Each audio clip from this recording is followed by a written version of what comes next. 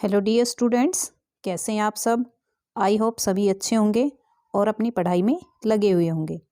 आज हम करने वाले हैं चैप्टर नंबर फर्स्ट, राष्ट्र निर्माण की चुनौतियाँ। इसका सुपर फास्ट रिवीजन करेंगे और कंप्लीट चैप्टर को मैं यहाँ पर आपको समझाऊंगी। जब भारत आज़ाद हुआ उस टाइम यानी कि 1947 में जब मिडनाइट को भारत आज़ाद हुआ था, उस समय जवाहरलाल नेहरू ने एक भाषण दिया था और उस भाषण का नाम था trust with destiny. Trust with destiny ये आपके एग्जाम में आ सकता है, 1 मार्क्स का क्वेश्चन। तो ये इम्पोर्टेंट है कि ट्रस्ट विद डेस्टिनी भाषण किसने दिया था, या फिर जवाहरलाल नेहरू ने जो भाषण दिया उसका नाम क्या था। तो आपको ये याद रखना है, ट्रस्ट विद डेस्टिनी। और इसका हिंदी में जो नाम है, अगर आप हिंदी में आए तो कंफ्यूज मत होना, भाग्य वधु से चिर प्रतीक्षित भेंट।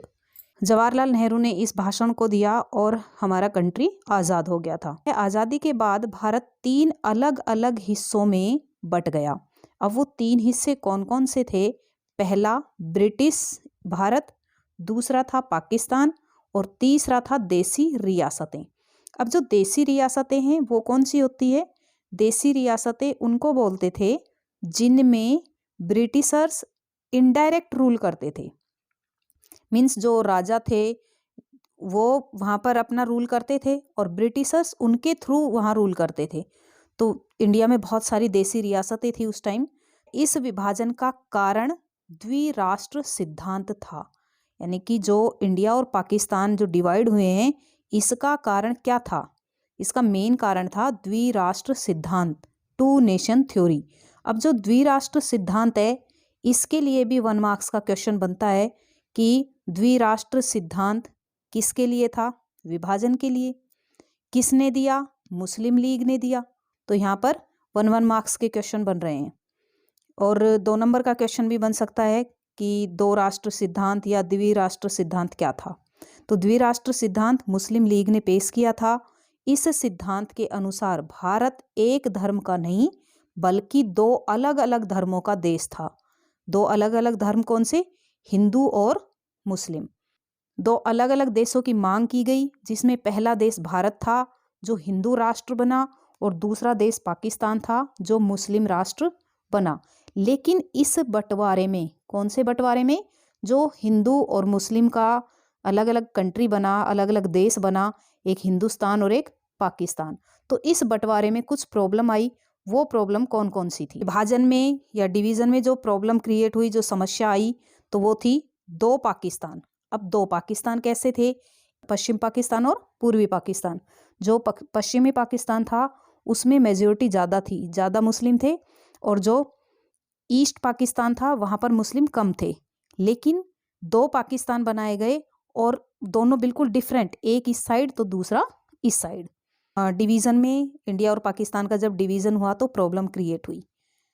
फिर आता है सेकंड, राज्यों का विभाजन। राज्यों का विभाजन कैसे हुआ कि जो पंजाब और बंगाल थे वो ऐसे राज्य थे, ऐसे स्टेट थे जहाँ पर हिंदू और मुस्लिम दोनों बराबर बराबर मात्रा में थे। इसलिए दोनों जगहों का डिवीज़न किया गया। यानी कि आधा पंजाब पाकिस्तान में, आधा पंजाब इंडिया में, आधा बंगाल पाकिस्तान में, आधा बंगाल इंडिया में। नेक्स्ट आता है सार्वजनिक असंतोष। सार्वजनिक असंतोष में यानी कि जो कॉमन पीपल थे वो खुश नहीं थे कि इंडिया और पाकिस्तान डिवाइड हो। तो उसमें जैसे खान अब्दुल गफ्फार खान, ये मुस्लिम था, लेकिन ये नहीं चाहता था कि पाकिस्तान बने, या वो पाकिस्तान में जाना भी नहीं चाहता था, और उसने खुलकर द्विराष्ट्र सिद्धांत का विरोध किया। तो यहाँ पर भी आपका ऑब्जेक्टिव टाइप क्वेश्चन बन सकता है, द्विराष्ट्र सिद्धांत का किसने खुलकर विरोध किया? जो मुस्लिम था। तो आंसर क्या आ जाएगा आपका? खान अब्दुल गफ्फार खान। या फिर एक क्वेश्चन ऐसे भी बन सकता है, खान अब्दुल गफ्फार खान को किस नाम से जानते थे? यहाँ पर आंसर क्या बनेगा? सीमांत गांधी। या फिर सीमांत गांधी कौन थे? यासुल गफ्फार खान को। नेक्स्ट है अल्पसंख्यकों की समस्या। अल्पसंख्यकों की क्या समस्या थी? अल्पसंख्यक लोग वो जो मुस्लिम एरिया में हिंदू थे और जो हिंदू एरिया में मुस्लिम थे। एरिया और ये मुस्लिम एरिया, और बीच का रह गया हिंदू एरिया। तो यहाँ पर जो मुस्लिम मेजॉरिटी थी, मुस्लिम लोग ज़्यादा थे, लेकिन कुछ लोग हिंदू भी थे। यहाँ हिंदू ज़्यादा थे, लेकिन कुछ लोग यहाँ पर मुस्लिम भी थे। तो ये कम मुस्लिम और ये कम हिंदू, ये अल्पसंख्यक हुए। इनको रहने की प्रॉब्लम क्रिएट हुई, क्योंकि ये इनको यहाँ से भगाया जा रहा था और इनको यहाँ से भगाया जा रहा था। तो ये प्रॉब्लम भी उस टाइम, यानी कि जब विभाजन हुआ, उस समय बहुत बड़ी प्रॉब्लम क्रिएट हुई थी, किसकी? अल्पसंख्यकों की। नेक्स्ट यहाँ पर मेन हेडिंग बनती है और एक लॉन्ग क्वेश्चन भी बनता है और शॉर्ट क्वेश्चन भी बनता है। राष्ट्र निर्माण की चुनौतियाँ। राष्ट्र निर्माण की चुनौतियाँ, ये क्वेश्चन मोस्ट इम्पोर्टेंट है, इसको अच्छे से लर्न कर लेना, क्योंकि यहाँ पर वेरी शॉर्ट मीन्स जो आपके ऑब्जेक्टिव टाइप क्वेश्चन आएंगे वो भी बन सकता है, शॉर्ट भी बन सकता है और लॉन्ग भी बन सकता है। अब आप ये कहोगे कि ऑब्जेक्टिव इतने बड़े क्वेश्चन में कैसे बनेगा? मान लो यहाँ पर 4 जो आपके ऑब्जेक्टिव में ऑप्शन देते हैं वो दे दिए, 3 उसमें प्रॉब्लम दे दी यानी चुनौतियाँ दे दी और एक अलग से कर दी, और ये लिख दिया क्वेश्चन में कि निम्नलिखित में से कौन सी राष्ट्र निर्माण की चुनौती नहीं है, या फिर 3 अन्य कर दी और एक राष्ट्र निर्माण की चुनौती लिख दी। तो और ये लिख दिया क्वेश्चन में कि निम्नलिखित में से कौन सी राष्ट्र निर्माण की मुख्य चुनौती है। तो यहाँ से बन गया आपका ऑब्जेक्टिव टाइप। शॉर्ट में राष्ट्र निर्माण की मुख्य चुनौतियाँ लिखिए, तो उसमें आप 3 मुख्य चुनौतियाँ लिख सकते हैं। वो 3 कौन कौन सी? पहली कि देश को एकता के सूत्र में बांध के रखना, दूसरा कि जो लोकतंत्र था उसको स्थापित करना, और तीसरा विकास करना। तो ये 3 मुख्य चुनौती है, ये आप शॉर्ट में लिख सकते हो। और अगर लॉन्ग क्वेश्चन आ गया कि राष्ट्र निर्माण की चुनौतियाँ लिखो, जो लॉन्ग क्वेश्चन आपके 6 मार्क्स के आएंगे, तो अगर उसमें आ जाता है तो आप 3 तो मेन लिखोगे ही, उसके साथ अन्य अन्य चुनौतियाँ करके आप 3-4 और भी लिख दोगे। जो अलग से चुनौतियाँ लिखोगे आप, उसमें और कौन सी आ जाएगी? जैसे शरणार्थी की समस्या, रियासतों के एकीकरण की समस्या, भाषा की समस्या। तो इस तरह से आप इसको लॉन्ग क्वेश्चन में कर सकते हो।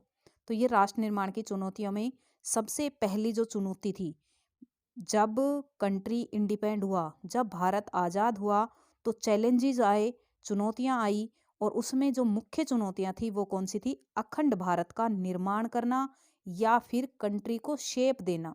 अब कंट्री को शेप देने का मतलब क्या है कि अब कंट्री डिवाइड हुआ, कंट्री डिवाइड होने से इधर मुसलमान चले गए, इधर मुसलमान चले गए, ये हिंदुस्तान का एरिया, और इसके अंदर भी फिर बहुत सारे छोटे छोटे जो प्रिंसली स्टेट थे, यानी कि जो रियासतें थी वो थी। तो अब किस तरह से कंट्री को शेप दी जाए, ये प्रॉब्लम बहुत बड़ी क्रिएट हो चुकी थी।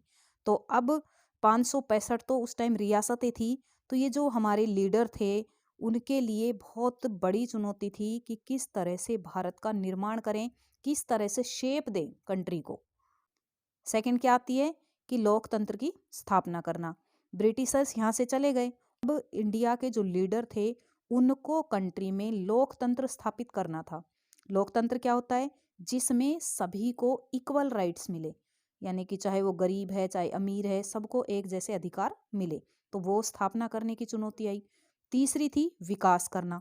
अब कंट्री में विकास करने के लिए पहले इतनी गरीबी, ऊपर से कंट्री टूट चुका था, उसके 2 पार्ट बन चुके थे, तब उसके विकास के लिए, डेवलपमेंट के लिए भी बहुत बड़ी प्रॉब्लम थी। तो ये तो 3 मुख्य समस्याएं थी, और इसके अलावा आप अन्य भी लिख सकते हो और लॉन्ग क्वेश्चन यहाँ से कर सकते हो। नेक्स्ट हेडिंग आती है रियासतों की समस्या। रियासतें क्या थी? मैंने अभी बताया कि जो प्रिंसली स्टेट्स थे वो रियासतें थी। इसमें ब्रिटिशर्स राजा के थ्रू रूल कर रहे थे, वहाँ पर राजा की कॉन्क्यूरिंग थी, यानी राजा वहाँ के उस एरिया को संभालते थे। तो अब जैसे ही ब्रिटिशर्स यहाँ से गए तो राजा अपनी जगह छोड़ने के लिए तैयार नहीं थे, और ना ही वो भारत में मिल रहे थे और ना ही पाकिस्तान में। 565 देसी रियासतें थी, और उनसे ये कह दिया गया था कि आपकी मर्जी है, चाहे आप पाकिस्तान में जाओ चाहे आप हिंदुस्तान में। अब मैक्सिमम रियासतें तो इंडिया में मिल चुकी थी, लेकिन कुछ रियासतें ऐसी थी जो ये कह रही थी हम तो इंडिपेंडेंट रहेंगे। अब 565 रियासतें, अब देखो यहाँ भी एक क्वेश्चन बन सकता है कि जब भारत आज़ाद हुआ तो उस समय देसी रियासतें कितनी थी? तो 565, ये याद रखना। और इन रियासतों को मर्ज करने में, मिलाने में सबसे बड़ा रोल प्ले किया था सरदार वल्लभ भाई पटेल। ये क्वेश्चन भी इंपॉर्टेंट है यहाँ से। सरदार वल्लभ भाई पटेल ने मेन रोल प्ले किया जो देसी रियासतें थी उनको इंडिया में मिलाने के लिए। सरदार वल्लभ भाई पटेल ने किस तरह से राष्ट्र में एकता स्थापित की? एकता कैसे स्थापित की कि जो देसी रियासतें थी उनको भारत के अंदर मिलाया और भारत के ऊपर एक ही रूल किया, लोकतंत्र की स्थापना करी। तो इस तरह से इंडिया में यूनिटी, एकता स्थापित की। लेकिन उसके लिए एक लेटर, एक MOU तैयार किया और उसका नाम था, ये भी इम्पोर्टेंट है, instrument of accession. Instrument of accession क्या है, यहाँ भी क्वेश्चन बन सकता है। इंस्ट्रूमेंट ऑफ एक्सेशन किसने तैयार किया या ये किसके लिए तैयार किया गया था? तो ये क्वेश्चंस यहाँ से बन सकते हैं। तो इंस्ट्रूमेंट ऑफ एक्सेशन किसके लिए तैयार किया गया था? जो देसी रियासतें थी उनको मर्ज करने के लिए। कौन सी ऐसी रियासतें थी जो प्रॉब्लम क्रिएट कर रही थी कि भाई हम तो इंडिया में नहीं मिलेंगे, ना ही हम पाकिस्तान में मिलेंगे, हम तो इंडिपेंडेंट रहेंगे। तो उसमें कुछ जो मेन थी वो थी, एक तो हैदराबाद। तो अब हैदराबाद के बारे में थोड़ा देख लेते हैं कि हैदराबाद सबसे बड़ा, रियासतों में सबसे बड़ा था हैदराबाद, और पूरी तरह से भारतीय क्षेत्र से घिरा था। यानी कि इंडिया का जो एरिया है वो हैदराबाद से लगता है। पुराने हैदराबाद राज्यों के कुछ हिस्से आज महाराष्ट्र, कर्नाटक और आंध्र प्रदेश है। यानी कि जो हैदराबाद है, पहले जो आज का हैदराबाद है ये छोटा है, उस टाइम बहुत बड़ा हैदराबाद था। तो इतने बड़े हैदराबाद का वो रियासत थी और वो भारत में नहीं मिल रही थी। और उसके शासक को, किसके शासक को? हैदराबाद के शासक को किसकी उपाधि दे रखी थी? निजाम। अब देखो यहाँ से इंपॉर्टेंट क्वेश्चन बन रहा है कि निजाम कौन था या फिर हैदराबाद के शासक को किसकी उपाधि दी गई थी? तो निजाम की दी गई थी, याद रखना इसको। ये दुनिया में धनी व्यक्तियों में से था, यानी निजाम के पास बहुत सारी पावर थी। उन्होंने नवंबर 1947 में एक वर्ष के लिए भारत के साथ स्टैंड स्टिल समझौते में प्रवेश किया। 1947 में 1947 में एक समझौता हुआ और उसने, किसने? निजाम ने, हैदराबाद का जो शासक था उसने 1 साल के लिए समझौता किया। सरकार को रजाकारों के खिलाफ हस्तक्षेप करना पड़ा। रजाकार कौन थे? ये निजाम की फोर्स थी। और इन रजाकारों ने जैसे ही गलत काम करने शुरू किए, लोगों को परेशान करना स्टार्ट किया, तो केंद्र सरकार ने अपना हस्तक्षेप किया और 1948 में भारतीय सेना निजाम की सेना को नियंत्रित करने के लिए आगे बढ़ी। मणिपुर भी प्रॉब्लम क्रिएट कर रहा था कि मुझे भी भारत में या पाकिस्तान में किसी में नहीं मिलना। तो जनमत के दबाव, ये जनमत होता है जब जनता अपना मत देती है। मणिपुर की जनता ने दबाव दिया किसके ऊपर? राजा बोधचंद्र के ऊपर। अब राजा जो बोधचंद्र था या महाराजा बोधचंद्र था, वो कौन था? मणिपुर का महाराजा था, राजा था वहां का। 1948 में मणिपुर में चुनाव करवाए गए। और यहाँ से 1 नंबर का क्वेश्चन ये भी बनता है कि पहला स्टेट कौन सा है जहां पर सार्वभौमिक वयस्क मताधिकार को अपनाया गया? तो मणिपुर सार्वभौमिक वयस्क मताधिकार को अपनाने वाला पहला स्टेट था या भारत का पहला भाग था। भारत सरकार सितंबर 1949 में विलय समझौते पर हस्ताक्षर करने के लिए मणिपुर के महाराजा पर दबाव बनाने में सफल रही। जो इंडियन गवर्नमेंट थी उसने प्रेशर डाला किसके ऊपर? मणिपुर के जो महाराजा थे उसके ऊपर। उसने वहां पर जनमत करवाया, लोगों की राय ली, लोग भी सब खुश थे कि हमें किस में मर्ज होना है? भारत में मर्ज होना है। तो सरकार ने ऐसे मणिपुर को अपने साइड कर लिया। नेक्स्ट आता है राज्यों का पुनर्गठन। रियासतों के विलय के बाद सबसे बड़ी समस्या थी कि देश में राज्यों की सीमाओं का निर्धारण कैसे किया जाए, कि कौन सा स्टेट कितना है, तो उसकी बाउंड्री कैसे क्रिएट करें। तो उसके लिए प्रॉब्लम आ रही थी।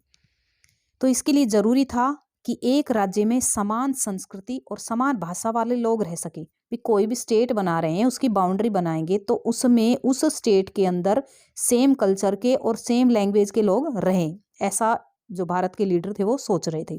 ब्रिटिश शासन के दौरान राज्य की सीमाओं पर विशेष ध्यान नहीं दिया गया था। जब ब्रिटिशर्स यहाँ थे तो उन्होंने राज्य की जो बाउंड्री बनाई तो कोई ज्यादा ध्यान नहीं दिया। जब भी कोई नया क्षेत्र ब्रिटिश शासन के अधीन आता, उसे या तो नया राज्य बना दिया जाता या पुराने राज्यों में शामिल कर दिया जाता। कि कोई भी नया एरिया है या तो उसको नया स्टेट बना देते या फिर किसी भी पुराने स्टेट में शामिल कर देते। इस कारण से राज्यों की सीमाओं को पुनर्गठित करना जरूरी था। आंध्र प्रदेश था, वो डिमांड कर रहा था कि हमें अपना अलग से स्टेट चाहिए लैंग्वेज बेस के ऊपर। अब यहाँ पर 1 मार्क्स का क्वेश्चन बनता है, भाषाई आधार पर सबसे पहले कौन सा राज्य बना? आपका आंसर आएगा आंध्र प्रदेश। अब जैसे ही आंध्र प्रदेश को 1952 में बना दिया गया तो बहुत सारे स्टेट डिमांड करने लगे कि हमें भी अपना अलग से राज्य बनाना है। और 1953 में राज्य पुनर्गठन आयोग बनाया गया और 1956 में राज्य पुनर्गठन अधिनियम आयोग बनाया गया 53 में और अधिनियम बनाया गया 56 में। और इस अधिनियम के आधार पर 14 राज्य और 6 केंद्र शासित प्रदेश बनाए गए। तो यहाँ से भी बच्चों क्वेश्चन बन सकता है कि कितने राज्य बनाए उस टाइम, कितने केंद्र शासित प्रदेश, तो 14 राज्य और 6 केंद्र शासित प्रदेश। 1953 में क्या बनाया गया, आयोग, और 1956 में अधिनियम। आई होप आपको चैप्टर अच्छे से समझ आया होगा कि शॉर्ट टाइम में किस तरह से कंप्लीट चैप्टर को मैंने यहाँ पर रिवाइज किया है। उम्मीद करती हूँ कि वीडियो अच्छी लगी होगी। Thank you.